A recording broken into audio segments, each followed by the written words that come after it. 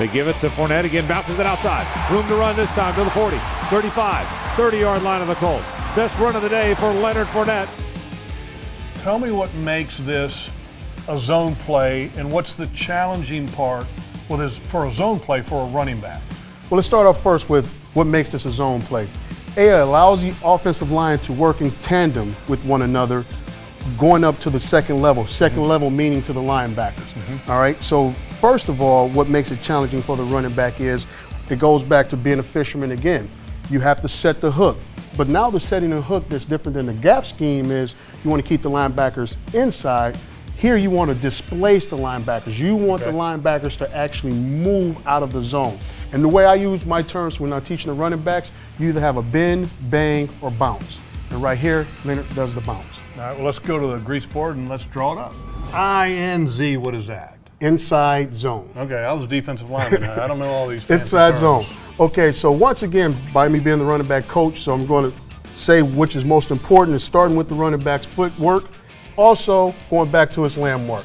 So as we call it, it's an open crossover, okay? Open crossover, which want to get the width, which makes him look like he's going outside, because we talked about what? Displacing the linebackers, okay? So you want to displace the linebackers. So he's going to open crossover, and I say at the end of the deal, he's going to run the J, which makes it look like a J.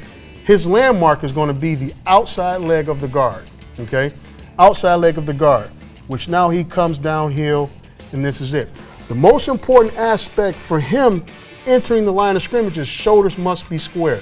And I always tell them you have to be like a basketball player, triple threat position. For one, you want to have a bang. That's meaning you're going to take it straight up the crease. Bend. As we used to talk about, people always talk about the inside zone, about having great vision, seeing the what? Cutback lane. Okay. Or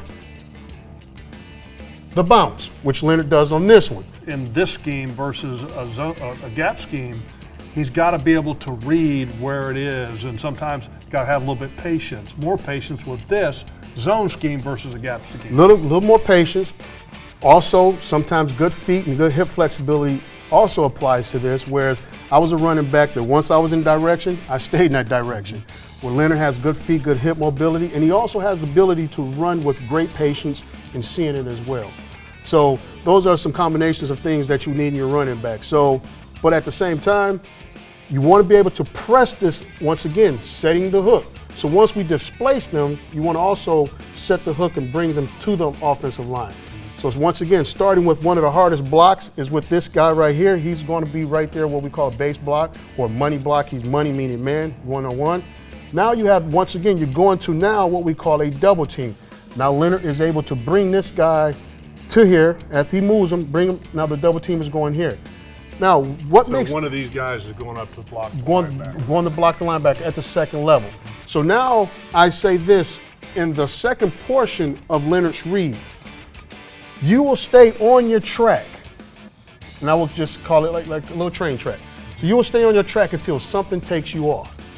You know, being a what? Defensive lineman, and all of a sudden you get a read here, you get a read here.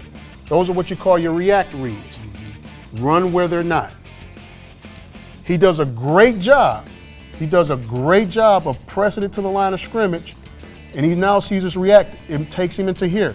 The next best block was this by the receiver. We call what we call a push crack. He pushes, and he takes this guy right here. What the cornerback will do, the cornerback will read, and he will follow. And once he sees him goes inside, he will follow, he will fall off and try to make the block. So Leonard does a great job of pushing it at the toes of the line of scrimmage, then he bounces it for one of the bend, bang, or bounce. Awesome. Appreciate you taking us through this. It's a heck of a play. And by the way, Marquise Lee, Yes. awesome block on that. Awesome block. Love him to death.